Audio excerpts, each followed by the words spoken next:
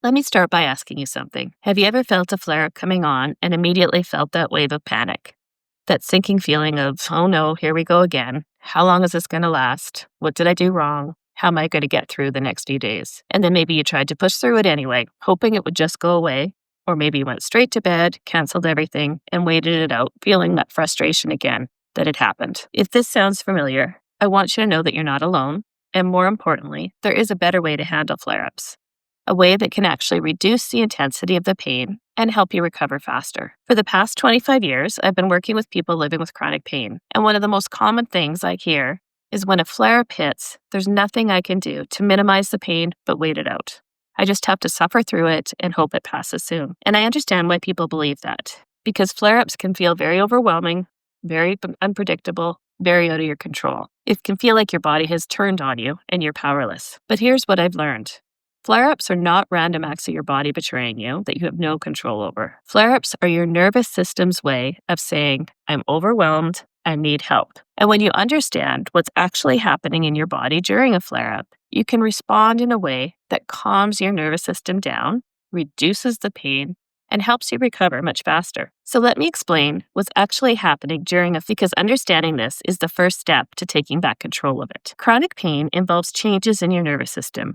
Your alarm system, the system that's supposed to protect you from danger, has become overly sensitive. It's in a constant state of high alert. During a flare-up, that alarm system is essentially going into overdrive. Your nervous system is perceiving threat everywhere. In movement, in stress, in lack of sleep, in certain foods, in emotional strain, and it responds by giving you pain so you slow down. But here's what you need to know during it. Your body is not actually experiencing tissue damage or a new injury. It's generally your alarm system being overwhelmed. And the good news is that means we can calm it down. So research shows us that when we respond to a flare-up with specific calming strategies, so things that signal safety to the nervous system, we can actually reduce the intensity and duration of the flare-up, which means that you don't have to passively wait it out.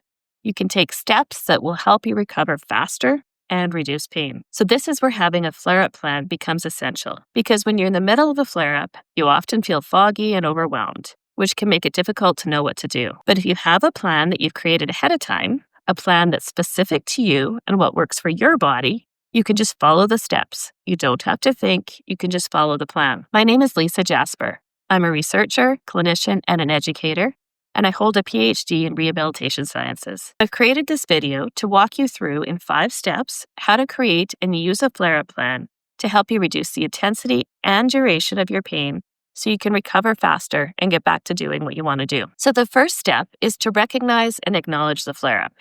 Now, this might sound obvious, but it's actually very important. And we want to be intentional during this step. Most people try to ignore a flare-up when they feel it coming on. They try to work through their to-do list or push through before the pain gets worse. But ignoring a flare-up is like ignoring the check engine light in your car. It doesn't make the problem go away. It just delays the problem and can make it worse. So the first step is to simply acknowledge, I'm having a flare-up, my nervous system is feeling overwhelmed, and that's okay. I have a plan for this. So this acknowledgement does 2 really important things.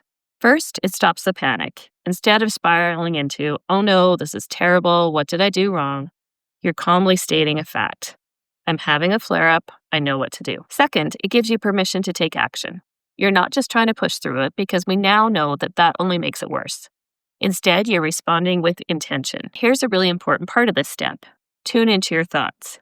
Is your brain going into high alert and catastrophizing? Are you thinking this is never going to end or I'm back to square one?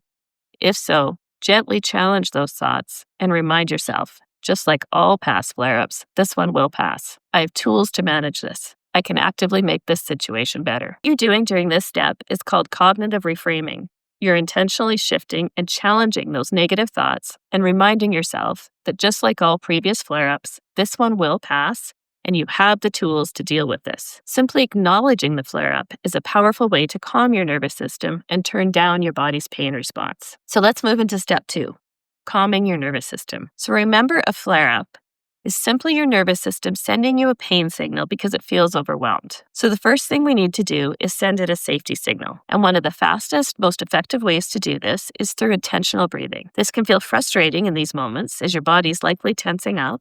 But this is so effective because when you're stressed or in pain, your breathing naturally becomes fast and shallow. That's part of the body's fight or flight response. But when you intentionally slow down your breathing, you're sending a powerful message to your nervous system. We're safe, we can relax. So the simplest way to do this is to stop what you're doing and take 10 deep, slow breaths. An easy way to do this is to use box breathing. So you can inhale for 4 counts, hold for 4 counts, exhale for 4, and then hold for 4. I know taking some deep breaths can feel a little trivial in the moment sometimes when you're dealing with a lot of pain, but the effectiveness of this breathing is rooted in psychology. Deep, slow breathing activates your parasympathetic nervous system, your rest and digest system, which counteracts the fight or flight response. And you can do this anywhere, at your desk, in your car, lying in bed, and you will almost immediately feel a bit more calm. The third step is to use heat and ice strategically. Heat and ice are 2 of the easiest, most accessible tools in your toolkit. But here's the key. You need to use them intentionally, not just passively. So by using heat or ice as an active tool and knowing when to use them, they can be extremely effective in aiding your recovery. So let's talk about when to use each of them. Heat is best for areas that have stiffness or tension, like sore, aching muscles. Heat increases blood flow, which can help with healing and flexibility. So this is especially useful after you've been more active than usual, or if you have a new acute injury. You can use a gel pack, a bag of ice, or my personal favorite, a bag of frozen peas, because it does fit nicely over our bumpy joints, and then use it for about 10 to 15 minutes at a time. Now, here's what I want you to do to help you apply heat or ice to your flare-up plan more effectively. So think about your typical flare-up. Where is the pain usually located? Does it feel tight and achy or swollen and inflamed? Based on that, decide whether heat or ice, or both at different times, would be most helpful for you. And then, this is important, make it easy for yourself. Keep a heating pad near your favorite chair. Keep a bag of frozen peas in the freezer. Don't make yourself go searching for these items when you're already in pain. Have them ready. And of course, a reminder that you should not use heat or ice if you have any problems with your circulation or sensation in that area. All right, now step 4 is to rest intentionally, but keep moving gently. So this is where a lot of people get confused. When you're in a flare-up, your instinct might be to go straight to bed and not move at all, or you might be in so much pain that the thought of moving is overwhelming. While rest is absolutely important, complete inactivity can make things worse. When we stop moving entirely, our muscles get stiff, our joints get tight, and our pain tolerance can actually decrease. So we need to find that balance of resting and movement. Intentional rest means being strategic about what you're resting from and how you're resting. For example, if you've been sitting at your computer all day and your back is flaring up, resting might not mean lying down. It might mean standing up, walking around the house for a few minutes, and changing your position. If your neck is flaring up, resting might mean lying down with your neck supported, so taking the weight of your head off your neck. But it doesn't mean staying there all day. So here's what I recommend. Plan for short periods of rest, followed by gentle movement. So you might lie down for 20 minutes with your neck supported and a heating pad. Then you get up, walk gently around your house for 5 minutes. Then you sit in a supportive chair and do some deep breathing for 10 minutes. Then you do some gentle stretches. The key is that you're not staying in one position for too long. You're giving your body what it needs, rest and movement in a balanced way. And here's another important part of the intentional rest.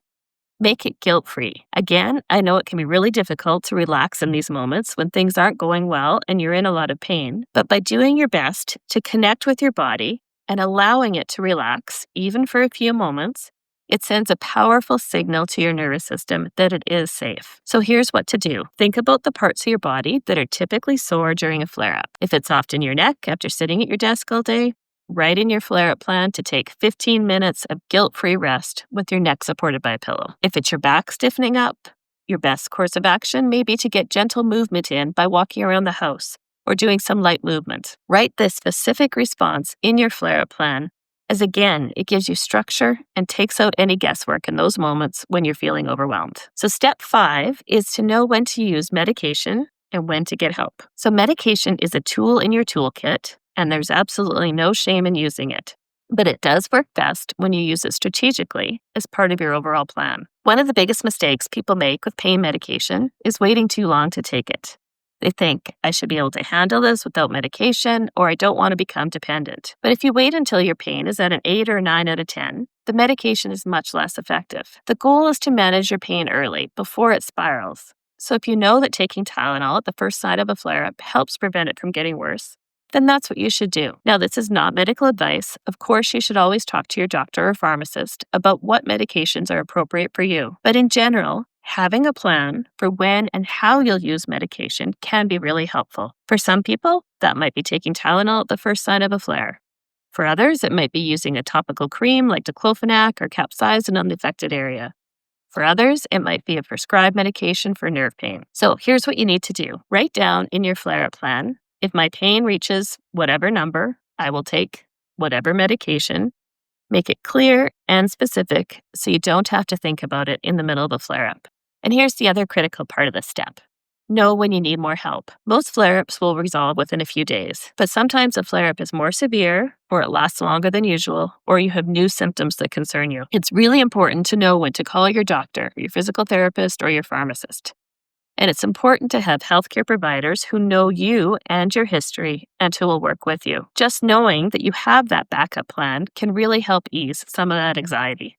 So in your plan, write it down. So in this video, we've covered 5 steps that can have a positive impact on your body's ability to recover during a flare-up and get you back to doing more of what you want to do more quickly. I want to emphasize that sometimes it feels overwhelming to implement these steps when you're in the middle of a flare-up. So instead, I encourage you, when you're feeling good, to pull out a notebook or a piece of paper or your phone and write down this information along with the specific steps you can take when you are in pain, and leave it somewhere easily accessible so it's easy to follow. The research does support that having a sense of control over your pain and having strategies and tools that you trust actually reduces the intensity of the pain. It calms your nervous system, it reduces the fear and catastrophizing that amplifies pain. From working with patients with chronic pain, I've continually found that strategies that work well for some often work well for others as well. So if you have steps like this in place already, feel free to leave them in the comment section, as it may benefit others dealing with similar symptoms. As always, thank you so much for being here today.